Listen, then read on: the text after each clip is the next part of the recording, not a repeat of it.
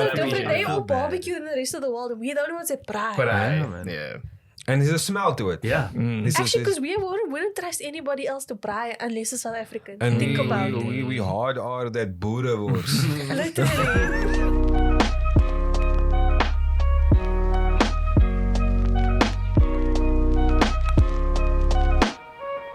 Welcome to the GenC podcast. I am your host. Did JP find the Audio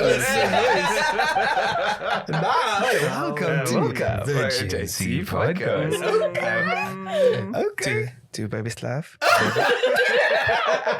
Yo, that's how we My start. uh, name is JP Jackson. To my far right is Mr. Rizaan. Yo. Pouts. Duckface. So pouts a lot. Classic. I'm a millennial, bro. Bouts a lot. Hello, Lau. Oh, wait. Hello. Lord Farquaad. Sidebar before I introduce the guest and everything like that. Before we introduce the guest and everything. Actually, no, let me introduce the guest first and then go to the sidebar. With us today is a friend of mine. Her name is Shireen Abrams. Welcome, Shireen. Welcome, Shireen. Thank you so much. Actually, a real privilege and an honor to be here. Like I watch every single episode. Not gonna lie. Since I actually found you guys on TikTok, and then I started like watching every episode. What? So Yo, Rizaan, Privilege I'm gonna cry and... again. Now you guys are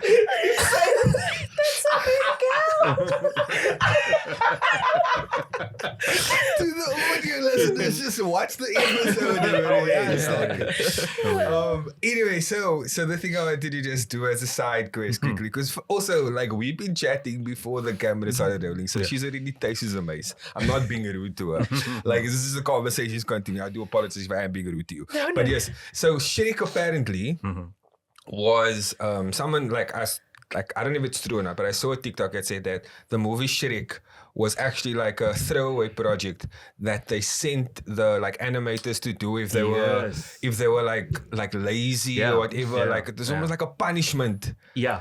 And then the people that were like good at their job had to work on the Prince of Egypt, whatever the case It's like may be. was like you know like you get in high school the A class in the Yes. Oh. And so like where it kind of feels through is that Shrek has a lot of gatmaak. Like a high degree of gatmaak. Like it's like there's so much gatmaak. And it ended up obviously being a cult classic, all that stuff. Yeah. Whereas have you even heard of the Prince of Egypt? Yeah. It's like I mean, all the I rebels mean, are like how are you working gonna at Shrek. equate Prince of Egypt with Shrek? Shrek, though? yeah. But like No, but Prince of Egypt is like the best soundtrack ever. it is very very good. oh, I don't know this movie. I'm in the minority. watched it. Oh. I'm in the minority. No, it's actually like a Is it great decent? movie. It's No, actually it's a a great great Yeah. movie, but you just compare it to Shrek, in It's my not opinion. That's actually a great movie. I didn't taking notes. Watch Prince of Egypt. I wish I don't look like a dwarf. I do that cool. So something that we always like to start off the podcast with is try to invite the audio listeners and the visual listeners into who are you? Who am I? Who art thou? He did it differently, no? But it's nice. That is quality. Very quality. Very good. So, wow, I have a lot about who I am actually. We want a long story.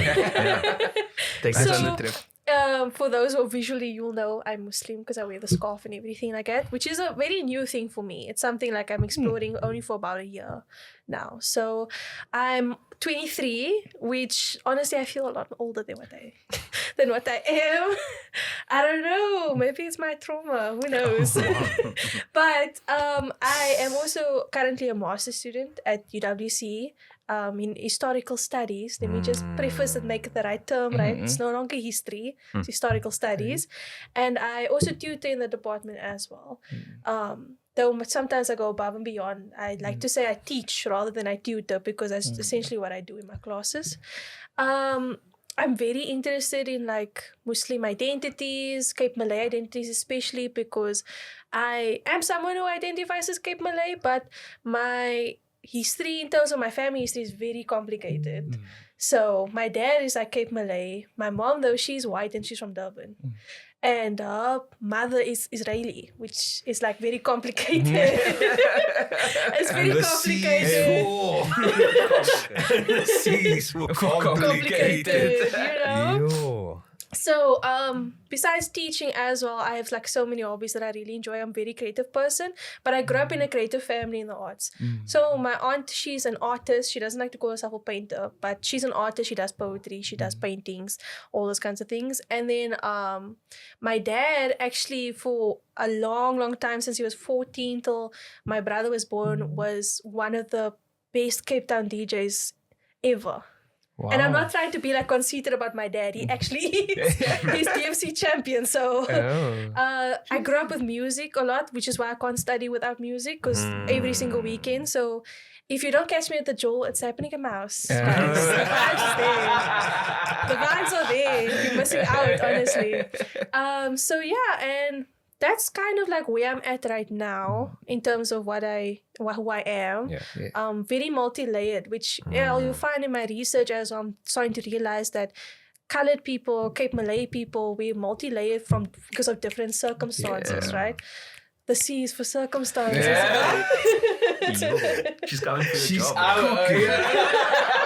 I was literally thinking after she's done with the soliloquy, you can cut the camera. It's done. It's okay. done. B block. B block. Say my now. But yeah, so that's kind of where I'm at right now, who I am right now. The thing is, like, these kind of things change all the time. Oh, facts. So, like, who I am now is 2024 Shireen. 2023 Shireen was completely different. And 2025 is going to be a wife. I mean. You know? Mouth flicks right there. I'll accept. Thank you. I need all that to ask. I need all that to ask. Oh yeah, for sure. Like, look, that's that side of the table. The some of us must wait. Some of us must. Oh, you're saying 2025 is not your year? It's wedding season next year, you know? Maybe it's something like flu, like you catch in the air. What's going on? What's happening? Yeah, We're speaking life. Manifestation. Inshallah. Ameen. Say ameen, guys.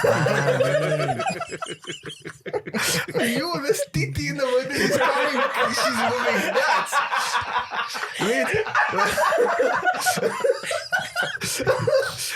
But okay. Well, the hijab fits. Cause you did the thing there.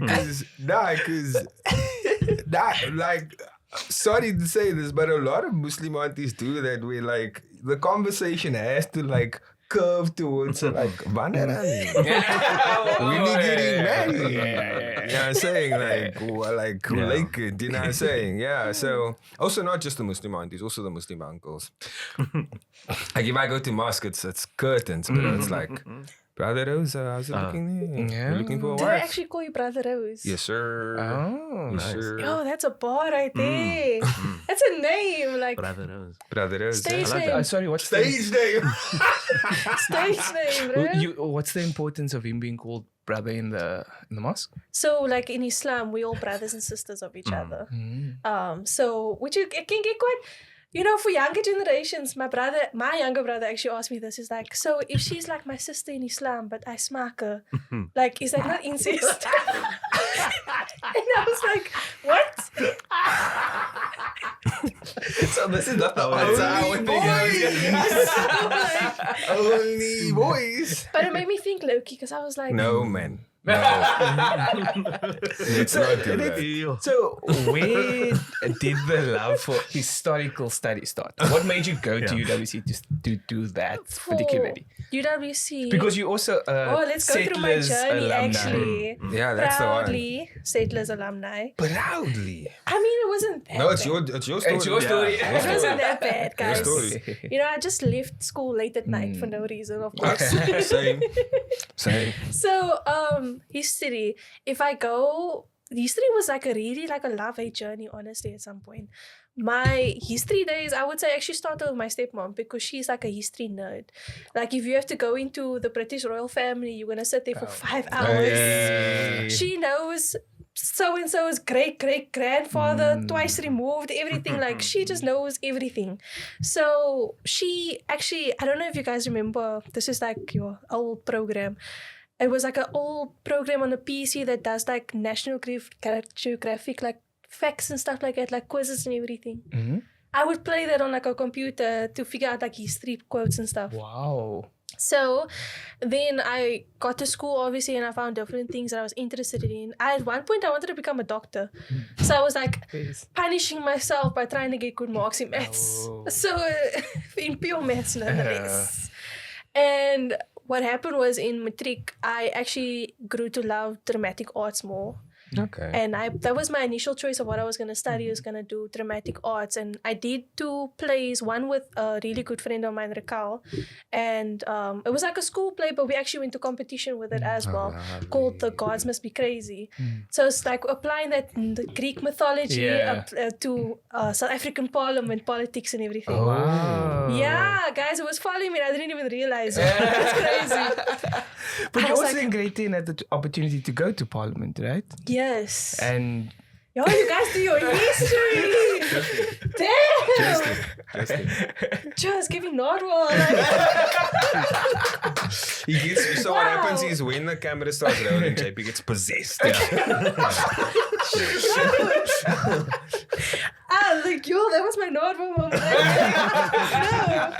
Yeah, I actually went to Parliament on a exhibition with my history teacher at the time. Goat teacher, honestly, Miss Bellady, you know. Okay. Yeah, Miss okay. Bellady. I was going to ask you. She's the goat history teacher. Like, well, she was the best. And she also tried to encourage us to do history competitions, which was fun. I mean, the second year I did do it, I didn't like go far because I had to like pick up my rest of my studies and stuff. Yeah. But yeah, so I fully was going to be like, I'm going to go study drama at Stellenbosch. And then I got rejected. Yeah. Which was like a kick in the butt. Yeah. Because I was always like a student that strives on academic validation. I never failed anything in my life at that point.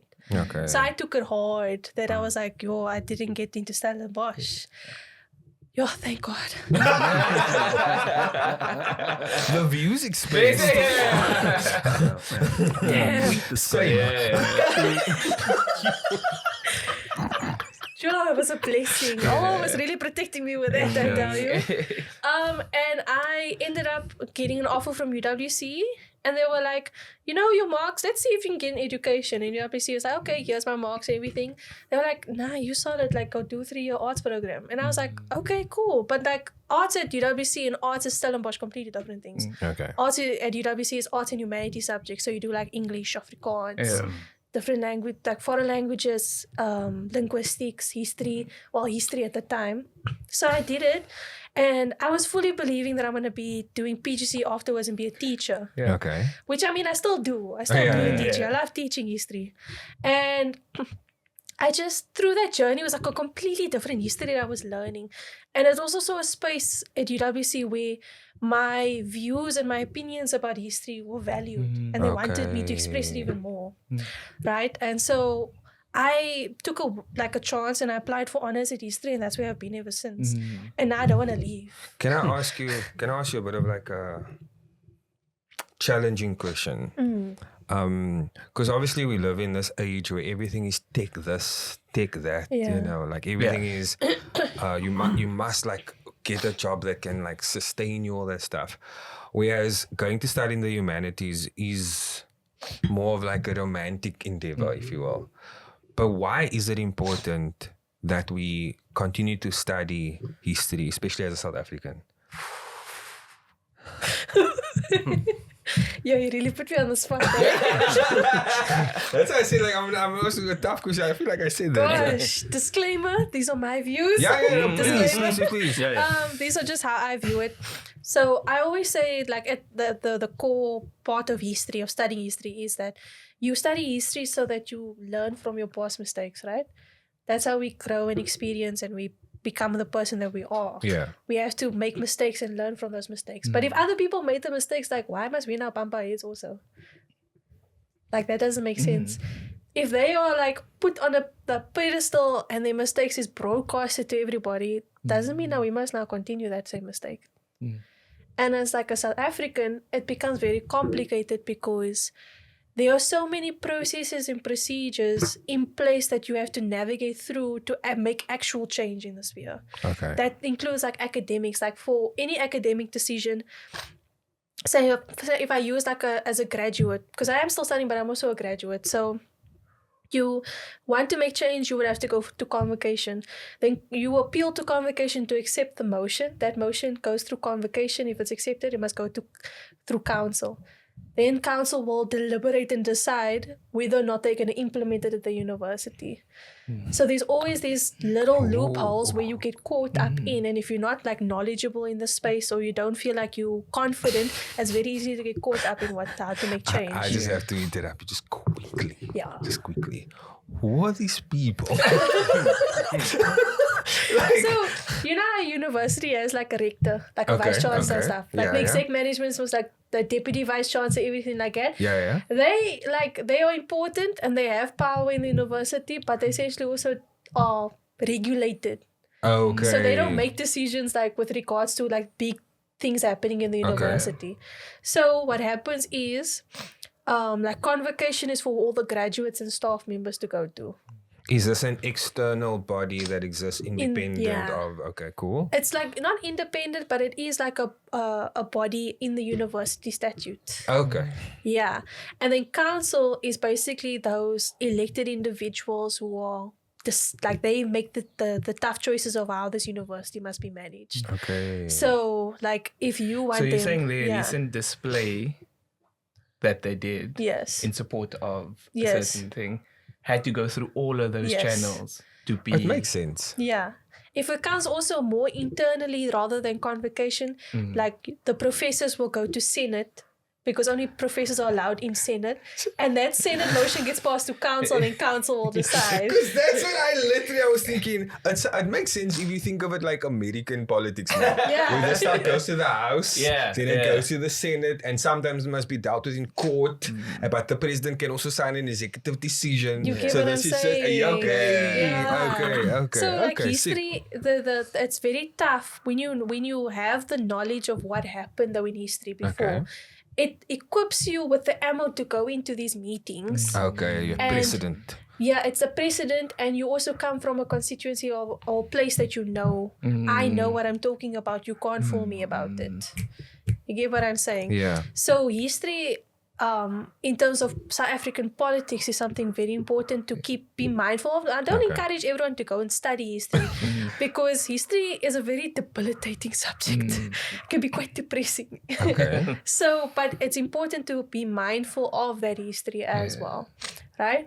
And then in terms of just your day-to-day things, a lot of the times youth, we struggle of trying to find ourselves, like what's our identity? Where do we fit in the society? What's our place in this world? When you find out like your family history, that gives you identity. It's like, oh, I am from this family that was doing this during that time, and this uncle or this auntie was doing that, and I get my identity from that because you find pride in yourself. And a lot of that is not documented, right? No.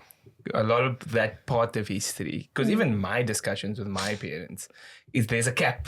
There's only that point where someone was willing to share, and then that's the like barrier. That's all we know. That auntie traveled to that country and Exactly. we don't know why. That's all. That's all we know. Or But why I we don't think- talk to that uncle anymore. But I It's think, giving history saucy scandals. but I've actually found as my mother's now gotten a bit older, and she's more willing to talk about that time.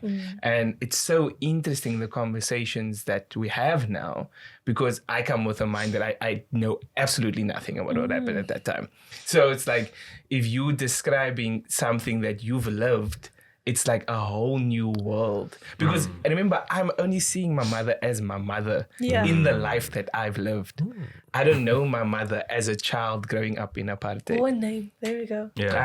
I don't know the things that she had to deal with to get to where we are now. Yeah. And I think it's so important that if you do have a parent that's willing to talk about that, chat to them, like download, pour the tap and try and get as much as you can so that you can also share that with your No, 100. Like, we're being serious here.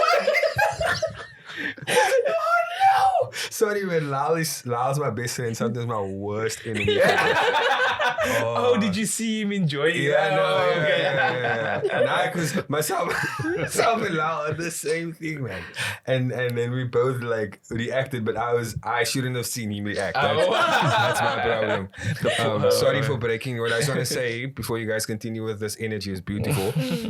Is I'm loving this. Cool. Like. It's so good.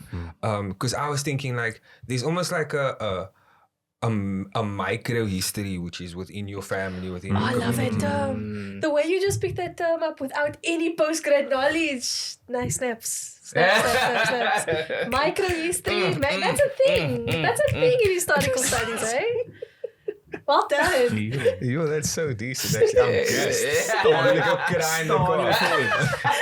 I'm gonna go cry in the car. And then you have this like, which I was gonna get to, which is the macro, which is the where you kind of.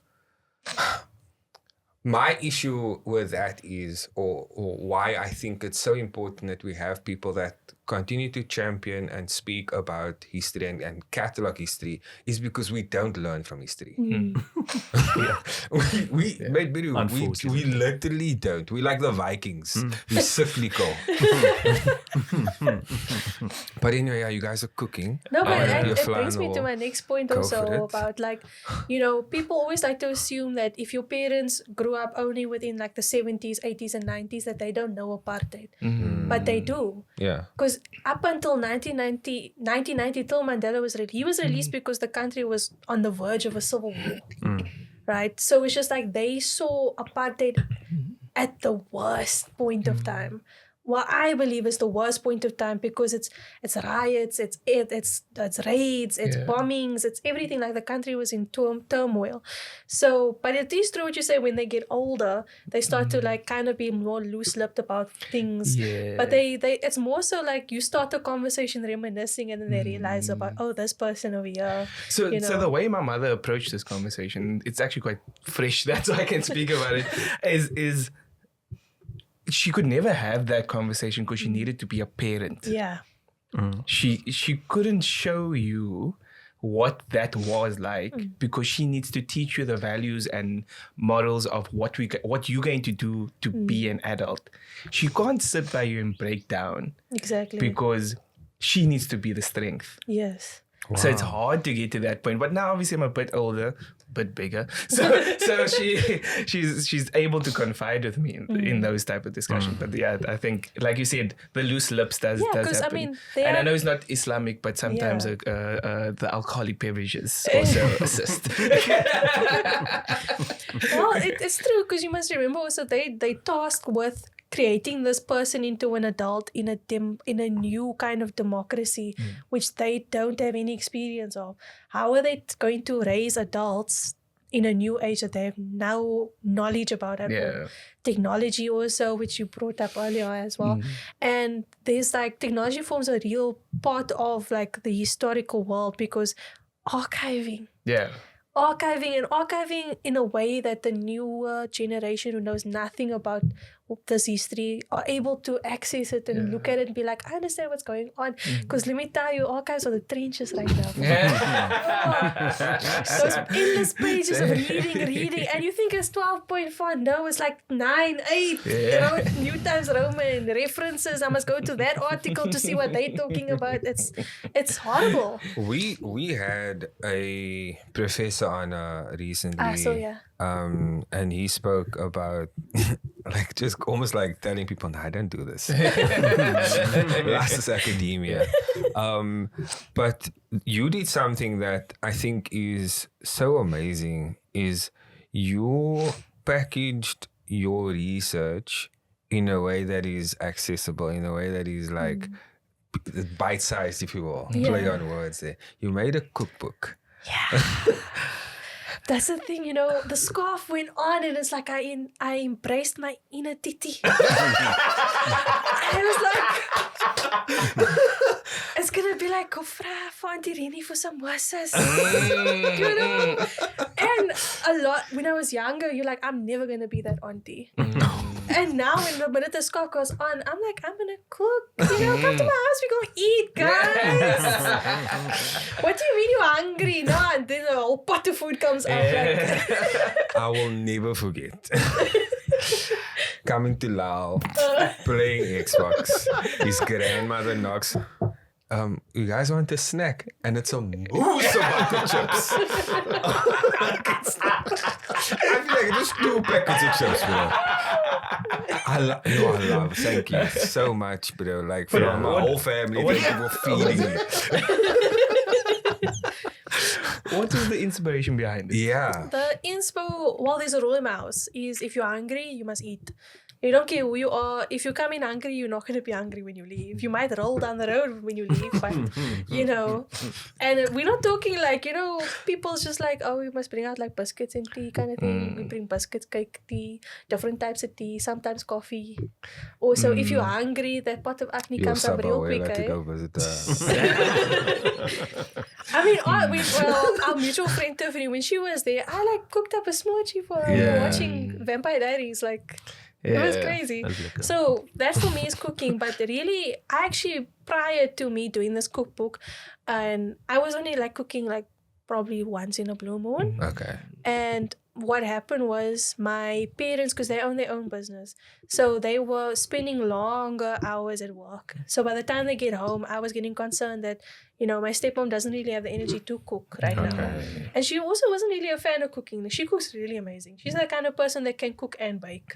But she was getting super tired, so I started learning how to cook. And it became really a maximized thing I was doing when I was doing this cookbook. Because I was like, how do I embrace my identity? How do I kind of become Cape Malay, even though I really didn't grow up in the South where a large portion of Cape Malay people are? Yeah. And how do I embrace that Indian heritage from my grandmother? And how do I hold space for my Jewish mother? And, and how do I... This is basically an ode to this is what I feed my family. Because my dad's palate is also very, very wide. He's a big critic of food. Oh my God. Because when you sit down and then that pot of salt comes next to you, it makes you feel so bad. It's always I never leave the salt out, but when he's like, can you just go fetch the salt for me? Stings. Childhood trauma. Yeah. So food was always around your house, and that's 100%. kind of... It's crazy how we can attach these sort of things, the love that you have for food to where does it actually come from? How is it a part of me? Yeah. Because we forget that those type of actions is become part of who you are, right? I also find myself sometimes on a Sunday night wanting a chicken and mayo sandwich. And it's weird because the reason why is we always had chicken for lunch. Okay. So there was always chicken leftovers. And then suddenly people wrote it. And the leftovers slap. I'm 30 and 29 and these are the type of things that are core memories, right? That I associate with food, but actually associate with the people that made the food. Yeah, that's the biggest thing, right? Comparing acnes and biryani. I remember a previous episode. What was the question? What slaps more? Janaza acne or biryani? Which of the final forms is better? Janaza acne versus wedding biryani. I feel at a janaza, you don't actually critique the food that much, whereas a wedding, everything's critiqued. Yeah. But so that's also why, for me, I'm a biryani over acne person because but let me explain. It's because I experienced peak wedding biryani. And because again, you were a lot harsher, like you were a lot more. And at home, like my brother will tell me straight, acne all day. What are you talking about? Yeah. So I get it. Yeah. I get it. That's why I thought it was a valid question. Yeah. What I wanted to say, just in response to what JP was saying, is that's flipping true. Where like on a Sunday, like again, like yes, you had Sunday lunch, but you just mark like a cheese roll because you're having the most informal date on a Sunday night. Another informal date night is Friday night because that's long week. Like that's low-key snack week night or something crazy like that. You know what I'm saying? Yeah. Hot dogs. Boerewors. That's And so like this, because you are, what's it called? Cooking curious. Curiously. Curiously, yes. Okay, perfect. Those syllables.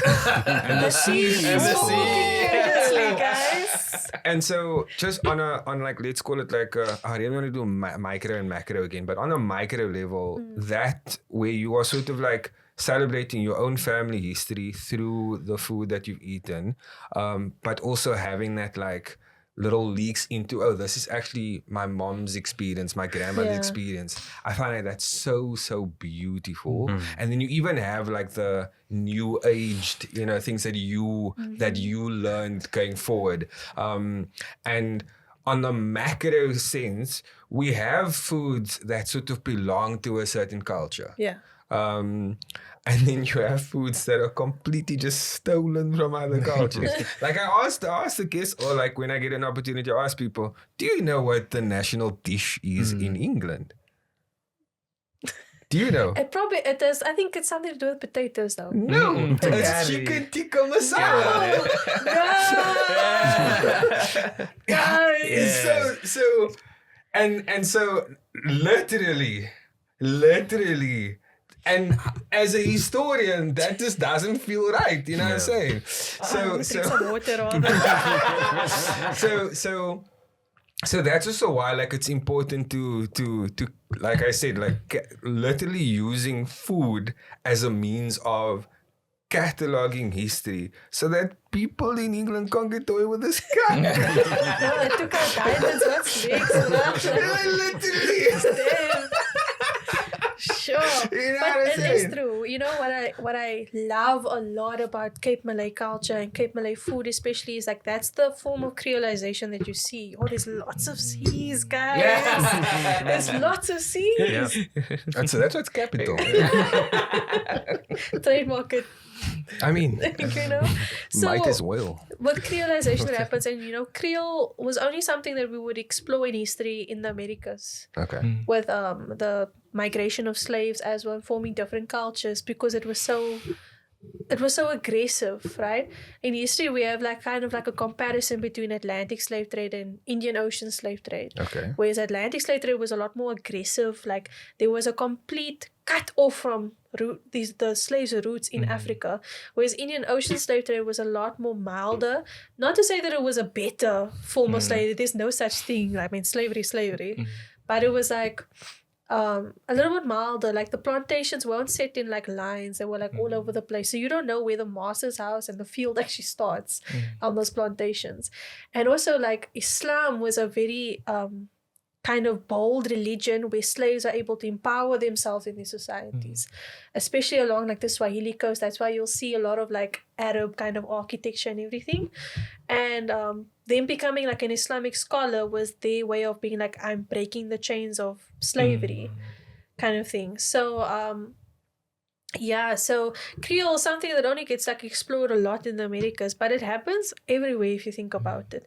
I mean, in my cookbook at the end, I talk about Creolization in Cape Malay because the Dutch brought the spices here, and the Cape Malay community, who were slaves at that point, incorporated the spices into their food with ingredients that's accessible to them. Okay. So a lot of the times, curries, smirchies, they have the same base ingredients like tomatoes, onions, potatoes, those kind of things. Because that's what's accessible to us. Okay. I mean, if you think, I'm going a little bit broad, but if you think of my dad's grandmother, she was so she was alive at the time when they were queuing for rations during World War II for potatoes. She was like, and she lived very long, but it's like that's accessibility, and Cape Malay food is about what's accessible to the community. Yeah. And a lot of the times they appropriated is not the right word, but these food cultures get shared with the rest of the community. So the lines between colored and Cape Malay gets blurred a lot. Yeah. Even though there's a shared history, but also not really a shared history. Just the same as people like to ignore the fact that Khoisan and colored is two different things. And I will stand by that. Very sorry. But I think that the confusion around all of that is because they are descendants of those people that now find themselves a mixture of the two. Yeah. So you then try, if you want to then go and explore, it's both parts that you're going to explore. So you end up finding yourself, maybe one generation focuses on the mother's side or have all this understanding of that, but missing, like you're saying, the Khoi part that they potentially have. And then there's some people that have just a straight line of Khoi and look like me. Exactly. So it's that confusion between us coexisting, but also some of us just not knowing is also allowing that just to build amongst ourselves as well. And in history, that's where a very good thing comes about in oral history, when you do oral interviews to figure out family lines and heritage. And also where forensic history comes in. So when we talk about forensic history, people think, okay, the actual forensic CSI. stuff. Yeah. Bones, those kind of things. Tabular. But forensic history is not like coin term per se. It is a bone, right? No. It's a fibula. Fibula. There we go. Nah, I wasn't going to say anything. Okay. Your face said it before you his face said it all. Sorry. Please continue. So in forensic history, there's kind of like this practice of where you don't have the actual evidence, you look for lines of evidence. So you do oral interviews, you take out like letters, maps, any kind of like human remains that was left over to figure out what happened to this person. Okay. And those kind of like practices was used a lot during the TRC especially, to kind of repatriate and these families and give them a chance to mourn the members that have been passed away. I mean, someone I know personally, his name is TRC also is the Truth and Reconciliation Committee. Committee, sorry. So someone who I actually know, also his name is Rizaan, but his PhD was about proving that this person existed during apartheid. Whoa. Wow. And the way he actually got to the end point was there was an article in the newspaper, and he was staying at Greenpoint that time, and his supervisor found him to like look at this newspaper, and the police officer who killed this guy died, and the best friend of the guy that he's trying to prove existed wrote an article about him saying you won't be missed. That was his like breakthrough from it. So that's how forensic history, that's how history also kind of like amends the bonds between family as well. I'm struggling. I'm gonna cry. Yeah. I'm gonna cry.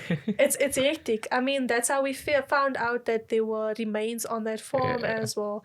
The Mamelodi 7 as well. That was the TRC, it was the missing persons task team who found these people.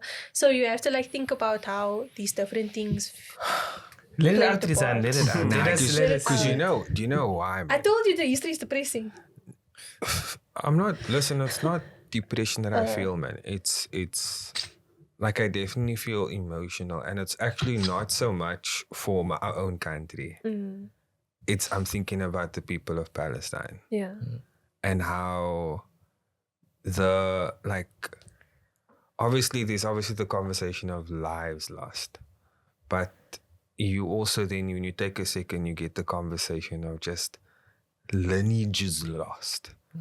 Their tools, their everything, their history is being wiped out. And that's what's making me sad right now, because I went there.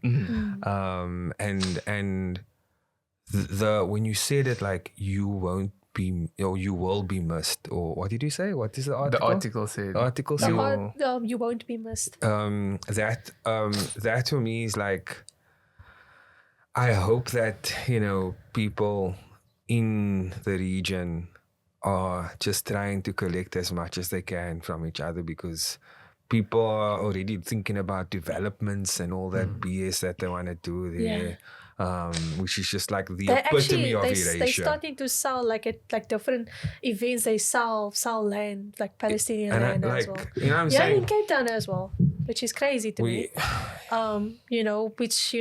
We can sit and talk about that whole like Jewish Zionism thing. At the end of the day, the fact is the fact that just because you're Jewish doesn't mean you're Zionist, but a lot of Jews are Zionists. Just the same as there are a lot of Christians that are Zionists. There can be even Muslims sometimes that are Zionists.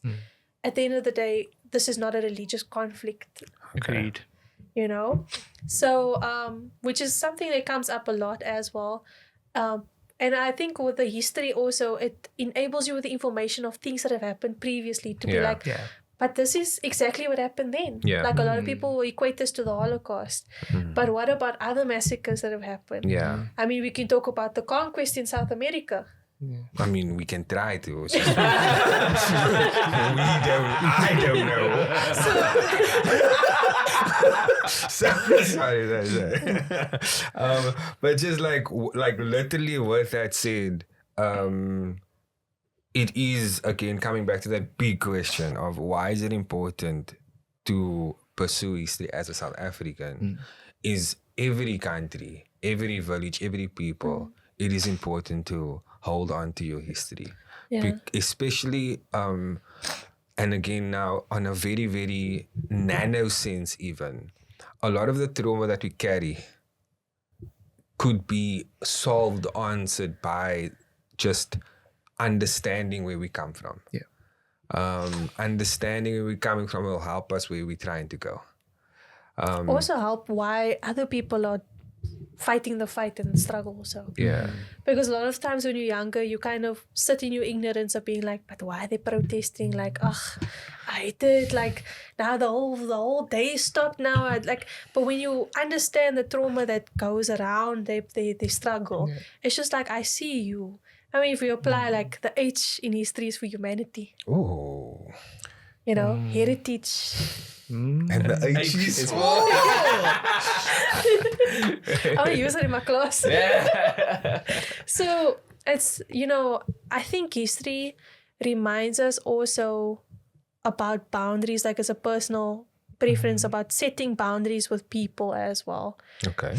Because a lot of the times we kind of like, when we grow up as youth also, we romanticize our lives. Because we don't really know. And I mean, our parents can prepare us as best as they can for the adult life. But I mean, if you think about youth, what is like the age range for youth is like from 18 to like 29 or what? Then it's 35. So like, legally. Do you know who you are as an adult at like 21 or even at 25? Apparently not. So it's just like, I didn't even know. You can apply, but you can apply a lot of the things you learn in academics or history to your own personal preference. You know, I mean, you should. It's a bad thing to kill people, guys. Sorry, just to echo that, is that it's not a them issue, right? It's a our issue. It's not because again, if it's happening there and they're getting away with it, you can get away with it anyway. Ooh, so it's important to know that we're speaking about actual people here. Yes. So we should not lose sight of that at the end of the day. 100%. I Yes. would like to, just change gears, because obviously we have so many things we want to talk about.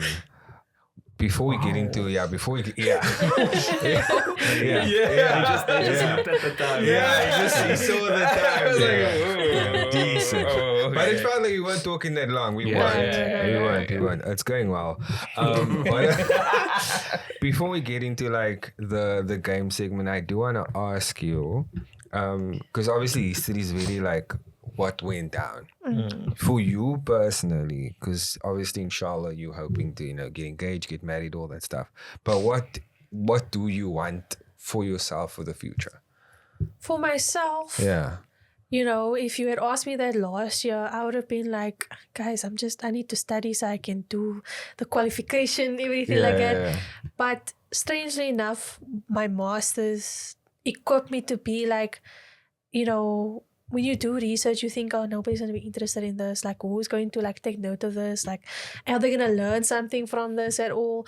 But the longer I research, and also the kind of student activist work I do at UWC, it's like you doing this and it's making actual change. Okay. Like, that's actually crazy. Like, I myself as the youth have the power to shape the narrative. Let's go. And that for me is like, wow. And that's the thing about history, is why I teach my students, like, history is not objective. It is completely biased based on a narrative. Wow. But you yourself, you have the power to change the narrative. Even at undergrad level, you're able to write history. That's how crazy it is. That's sobering. Yeah. That's very like that type of truth you don't get for Yeah. free. Like and subscribe. Because if UWC wasn't, if we didn't do student activist work, like, because I'm chairperson of the Palestine Solidarity Association. at PSA. UWC. Yeah. For life.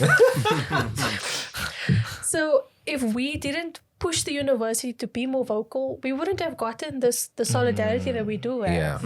You know, we wouldn't be brave enough to advocate for full boycott of the university. We wouldn't be able to give platform to our comrades who are students and struggling on their universities. So at times, you know, as like youth, you need to understand that yes, you might be young, but you have the power. I mean, these people are not going to be around forever. Like, you're going to be there, you know? And think about this. What did your kids go see? Do I go first? Quality segue. Yeah. Speaking about the youth, it is Youth Month. Youth Day is coming soon, actually. You know, so this would come out the Wednesday before Youth Day, or after Youth Day. Sorry. And so we actually kind of partnered up, you know, semi doing them a favor, semi for the love, semi. we are sorry. We're doing something with capital, and this game is called data, gay unemployment, and there's 3 parts of this game. Are we just taking a tea break? Are we just cutting to commercial? Are we done? What was that? I'm tired. I'm so sorry. Man said semi, and then followed it up with data. Why did you explain it? Continue, please. And so there's three types of cards. Yes. There's the housed card, which is chill. You know? Then there's the shoe, which is a bit like mild spicy. Then there's yo, which is deep spicy. Yay. Extra. So we are just gonna. I'm not even gonna tell you which one is which. So you're just gonna choose. Oh wow. I feel like the pink one is probably extra spicy. Then we go with the blue. That's the spicy. That's the spicy one. Oh my god. JP, you can start. I can start. Yeah. So how it works? So how it works is you that's reading the card. You kind of just like the rest of us must answer. So it's fine. It's actually a chill. You can choose to, but we must answer. Sure. What resources do you have that can create positive change in someone else's life? Oh. Why do I feel like we asked that question before? I also feel like It sounds familiar, but what resources? Yeah, what resources? So I feel like we have a platform now. And so with our platform, with our following, we can just, shed light. We can show, That's a good answer. You know what I'm saying? Because I mean, alhamdulillah, we now have access to figures, parties, people that also want to do good. yeah. But maybe don't know where good needs to be done. And so this is where we have a platform. Come. We'll work with you. So I think personally, resources. Why teach? Teaching education is important, right? Yeah. But I think what I try to teach also is skills. Like, I think it was mentioned before on the pod about like people think you're going to university for the degree. No, you're going to the university for the skills and the people there to make relationships with people. So when I teach them this is the skill that's going to help you when you go off from university into the work field. Yeah. Because there's analytical skills, writing skills, content writing, there's so many things you can go into it. And I think also just like, well, food-wise, I feed everybody. So, come over to my house, you always be fed, guys. But the resources and similar, like there's a platform within now that my exec has created for Palestine on campus. You can follow us, PSA_UWC. Just a plug over there. Can you read yours? Is your one right? Do you want to do yours first? Must I do mine? Okay, cool. Okay. The question is, this is a house, and this is the children. It's the children. Okay. What do you think stability was growing up, and what is it now? Are you sure that was children? He said the trooms. He said the trooms coming through. I didn't sign up for therapy, guys. Let's start to check it. Yeah. So when I was growing up, stability meant father and mother in the house. Okay. I think if they were there, we were perceived to be good. Okay. Regardless of my financial condition at the time. Okay. If they were there, we were perceived to be good. What I perceive stability to be now is to... It's going to sound weird, but go just for it. To love. Because when I was in that as a youth, I wasn't considering putting food on the table. I wasn't thinking about having a roof over my head because through my parents that provided me that stability. Now that I'm older, I have to think about those things. Yeah. So I think that's how my stability has changed from them. Yeah, also like providing for other people. Phase. But let's not talk about providers. If you were online, you know that's a very touchy subject. It's getting tricky. I think you can read your card. I think stability. Like honestly, I grew up like with obviously my mom, my dad, my stepmom, and then my mom had like a bit of relationships on the side. I think stability was always emphasized when I was younger about having money for me. And what I value also, especially with relationships, you think about money, but then you don't choose the right person that's going to fit you very well. Thankfully, I did now. But 2025. So for me now, and I think you also realize the older you get, it's just like the people you surround yourself with make you stable. Yep. Because if you don't have a support network in place, it's very quickly to make any mental health worse or cause mental health issues. Yep. Cooking. A lot of people like, especially with reality TV, people get stuck on the drama in friend groups, in relationships. I mean, like, why would you want to scowl each other all the time? That doesn't make sense to me. Yeah. What do you mean? We can't just vibe for 5 hours saying nothing, watching a movie. Yeah.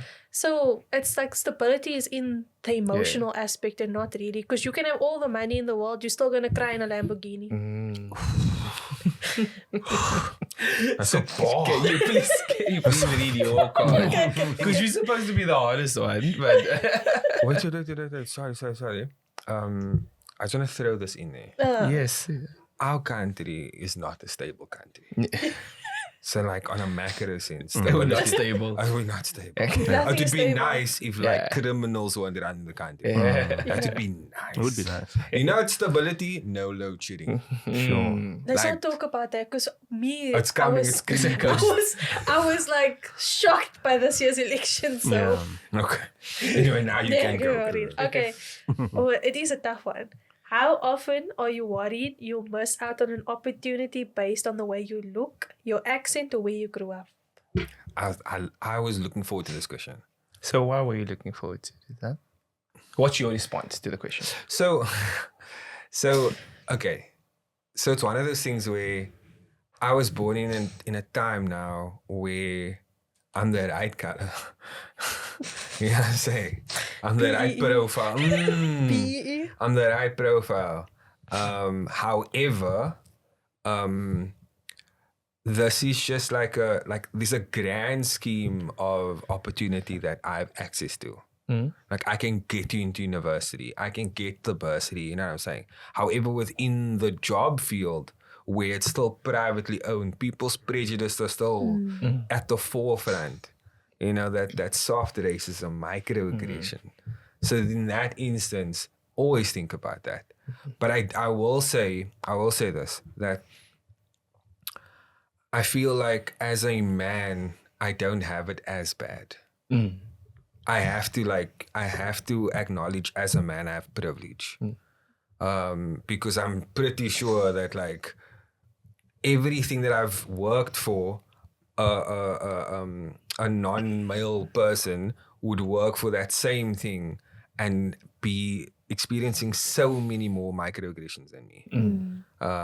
And so but that's their story, right? That's their story. That's the one. Yeah. That's why I said, like, at the start, I have the profile of someone where the situation flipped. So it's actually, speaking of the timing issue, sometimes we were brought up with the playbook of the previous generation. Exactly. And thinking that we'll end up in the same result, which partly opportunity is a part of that, in that if you ran the same playbook 20 years ago, you would be exponentially more well off than running the same playbook now. Facts. Not to say that you'll be the worst, like you won't have the opportunity. You just won't benefit as much as they did at that time. Many reasons for that. Obviously, we weren't able to go to university, all those type of things. But if you were one of the few in that time to be able to, your growth would be exponentially better. Like specifically, if you had to have a degree 20 years ago versus now, it's two different things, right? Hundreds. So the access, I feel, has been helped by the fact that they are in those spaces now. So they are there, being at a time where there were the one or two people in the room, right? Yeah. And as the room is filling, I'm very optimistic that will change. Yeah. Unfortunately, it just takes time, right? It takes time to get the room to fill up with those people where those prejudices no longer is at the forefront. And there's ways around it, right? Like using data. Data is the one thing that has no bias. Okay. Redefining your approach would help eliminate these sort of elements that creep in that are still prevalent today.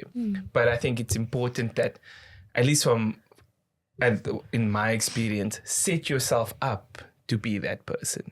Because I think if you can set yourself to be the candidate you want to be, it makes it a bit easier to then land that role. I'll do you guys one better. Prejudices with areas. Okay. Like if you grew up in the north compared to if you grew up in the south. You know, his eyes are saying he knows exactly what I'm saying. Like, even like I'm saying, like in terms of not money wise, if we take it back home personally also, I'm just gonna use like relationships as an example. You like judge a person based on what area they come from. Even like in the terms of my research, I talk about a little bit about how, you know, there's different layers of being Muslim in Cape Town or being Cape Malay in Cape Town. If you grew up in the south, you're more traditional, whereas you're more liberal if you grew up in the north. It's like, but then some people will say like, but you're not really Cape Malay because you grew up there in Curls River, like, you know. But also the emotional discrepancies between different areas with color communities. So it's like if you were in Curls River, then you were uppity. But if you were like Mitchell's Plain, then you were like a gangster, which is such a harmful stereotype. It's a very harmful stereotype at all. I mean, if you use it for schools as well, Settlers was considered like a sturvy colored school compared to like What? Rocklands or something. Yeah. You know what I'm saying? All the colors have iPhones and we Nike Takis. So it's definitely not a stereotype. So, but like that's the thing, like Paul is zooming in on your likes. Again, like micro, macro. The micro is personally like we grow up as youth unintentionally judging people because that's the prejudice our parents carry on to us. So again, in terms of history, what are you going to teach your kids from what I think we should just play the last one for the Rizaan what is your problem? He's processing. No, I think we should just play the last game for the pod. He's processing. Yeah, he's still buffering there. I didn't know. He was taking it all in. Yeah. It was a lot. It was deep. Yeah, like Was why deep. is he like this, man? He's trying to be cognizant of that. Yeah. He's trying to be the adult in the room. We need one though. We need an adult in the room. I feel like he's ruining the fun. Sometimes that's what the adult has to do, bro. I feel like we are all adults. Okay. And we can do what we want. Yeah, stand on business on that. Please. So with this, we are playing the game from the bowl. Our infamous game at this point in time. A series of hypothetical questions. The game is called JP. Say Manao. Love it. There we go. That was intense. Say Manao. You could choose one household chore. One more time. Start over. Say Manao. You could choose one household chore that someone else would always do for you. What would it be? Quality question. Yo. Excellent. Yo. The producers cooked. Household chore. There's so many. But one specifically. Like one Like what specific. annoys you the most? Doing washing. I was just about to say actually. Doing washing. It's for like me. washing, hanging, That's washing, so cool. ironing, folding, everything. Okay. Like, You categorized it. Subset. no, but think about if you're like we're a 4-person household, how much washing that is. Yeah. Yeah, it's fine. Like just throw it in the washing machine. That's your If not washing dishes. Yeah, dishes suck. Dishes. So suck. you were said dishes, my you were laundry. I'm What laundry. I had to choose a chore. It's gonna definitely. Oh, this one, cleaning the litter boxes of the cats. Guys, you actually like just think about it. You get a litter box that shuffles. Not with my cats. My cat will make sure that litter goes outside. Oh, Just like when people think, oh, it's just like scooping up the it's not. It's changing the litter. It's sweeping up the litter around. It's guys, it's a lot. And if you have 2 cats like I do, it's 2 litter boxes. They pee in one and poo in the other. Oh. So no, the litter box thing. And just think about when you come home from like a whole long day at work and you're tired or you're busy kind of thing, and you just get the smell from the litter box. So you have to change, but you don't smell. Because why can't they just clean up after themselves? So I have a Labrador dog, and he's on a very healthy diet of pellets, love that. tissues, and cat poop. I knew it. That's his staple. That's his staple. gosh. So his dog is literally taking care of that. Taking chore care for of you. that. He just doesn't yeah. clean the No, because I have spoiled cats, so it's like if their litter box is not changed, they will actually go and do their business elsewhere in the house. Yeah. My one cat, she actually pulls down like sheets and stuff on the floor to like do her business. And that's like a nice surprise when you come home. Knowing you have to do more washing. So I was thinking about how like I'm not the right person for this question. Why do you like doing your chores? Nah, we like several siblings, man. Yeah. So I don't have a lot to do.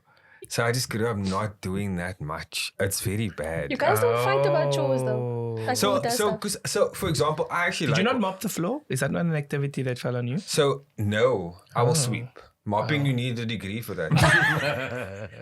That's an actual sport. you need to actually know what to do. You know what I'm saying? I feel like Like- mopping and ironing is the same because, like, if you Yeah. iron wrong, So I used to think I could iron, I can't iron. I can't iron. You can't make the line in the iron pants. settings, baby. Yeah. Iron settings. I was like, also. what are you doing? What are you doing? So like, for example, I could iron my school clothes. yeah, Calm, because I had to. yeah, So like, and I learned laundry like recently in my 20s. That's when I started only washing my laundry, and I like it. So I think it would have to then be cooking maybe. Okay. If cooking is considered a chore, yeah, it can be. then someone must do that always. Yeah. Never a chore. Never a chore. So that's somebody's Shireen. Never a Designated. chore. Okay, so Simon, now you could choose the national dish. You guys are putting me in so much trouble here. No? I heard national dish and I got scared. I was sweating. I was sweating. I was sweating because I said it earlier, the national dish of England. And I was like, brother, you scraped. I was proud. You scraped. I was proud. You know, you could choose the national dish of South Africa. What should it be? Okay, because it's baboti. Yeah. And like No, we don't do that open anymore. that can of worms about Boboti though. What's Don't the open- kind? Oh, the raisins. No. It's who actually claims claims it. Boboti. Okay. It's a can of worms. A lot of people get very heated about that discussion, eh? Comment I've down done. below. Who claims the Boboti? Claims a Boboti. Like every single community claims Boboti. Every who? Every community claims Boboti. That's why it's a national dish. Because it belongs to everyone. I thought it was national dish because nobody else in the world makes it. Oh, that. But also, Boboti.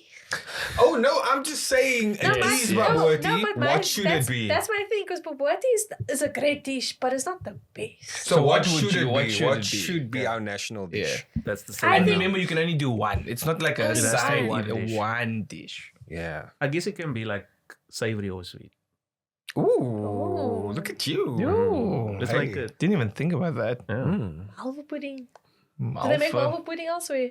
Probably, but like But I like they it. don't make it Also like like that. my- They But don't then make it finish like it off. that, Finish it off. What is the what is with the malva? Ooh, Is it ice cream? Is it cream? Or is it custard? custard always. Okay. Custard I also like it with always. custard. Has to be And custard. we like What old do you- school. We don't really make custard like Nah, here we go. Some variants. I like mine with ice cream. That's perfectly That's fine. fine. That's I don't mind perfectly fine. No one's gonna fight you in the comments.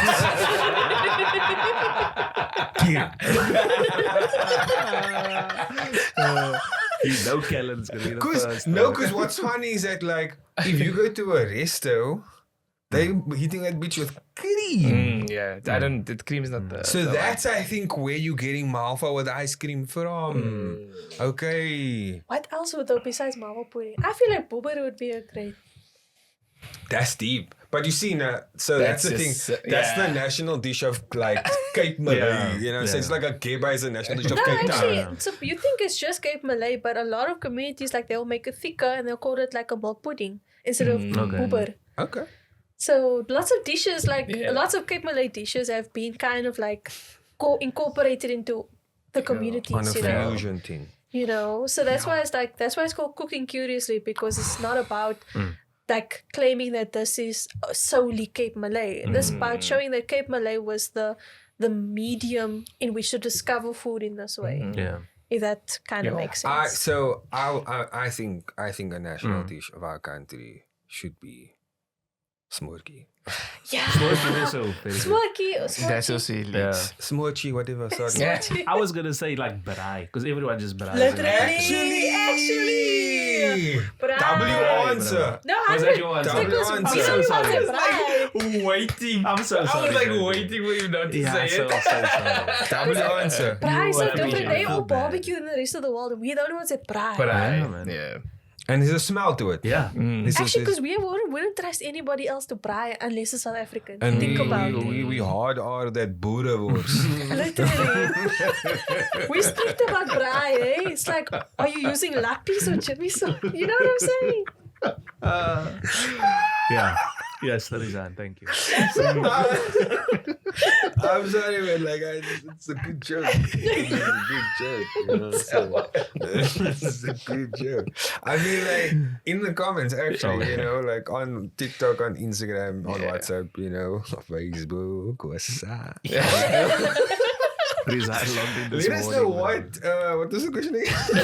What should be our national dish? Like, what actually should be our national dish? I feel like I smart to do smart ass, but it's fine. Okay. It's fine. No, like we've come to the point of the show where we like to give the guests an opportunity to do things for us. All right. So the first thing is plug, promote, champion any pages, any projects that you are working on.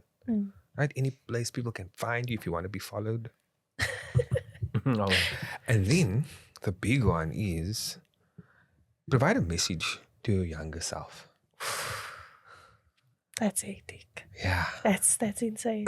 Let me plug There we go. So I'm not gonna plug my personal page, but you please do follow the Palestine Solidarity Association. We are PSA@_UWC, and Operation Olive Branch as well. Please do follow. And if you are able to donate, even if it's like a 5 rand, please at least try or elevate these pages. If you see pages from Palestinians who are trying to spread the word, do so by reposting it, create highlights in your profile as well, share donation links in your bio as well. That would be really great. And just also support other student organizations on campuses who are trying to push the Palestinian motive. And talk to Palestinians, guys. They're all around you. Like, you don't even understand. Like, they're really all around you. And then a message to my younger self. Yeah. I think the biggest thing, you know, that I would like to tell my younger self is boundaries. Boundaries. Because I'm the only girl. So, like, it comes with, like, the territory of, like, trying to please everybody. You know? So, it's like boundaries with people that I know that don't give me good vibes, and I know they're going to do harm to me, or they're taking advantage of me, you know, because I try to see the best in everybody, and at times it can be a very naive trait as well.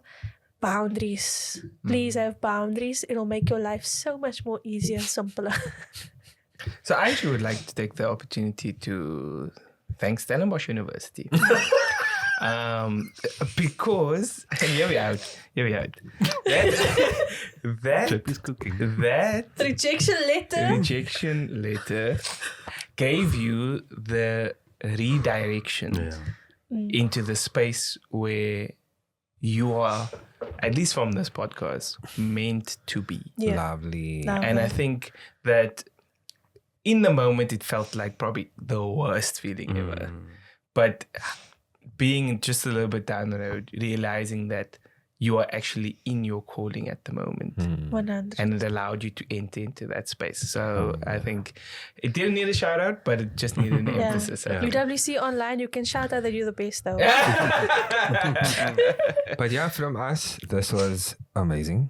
I really, really enjoyed this. It got deep. It got kind of soulful. But that was kind of like, it was an important thing for us as the GenC to have episodes like this, where we get to actually just like learn, immerse ourselves in this moment. So, shukran for being a fan, but we are fans of you right now.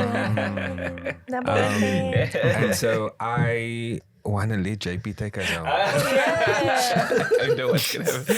If you would like this kind of content, please do like, share, subscribe, comment down below. Tell us what your favorite part was. And we out. Peace.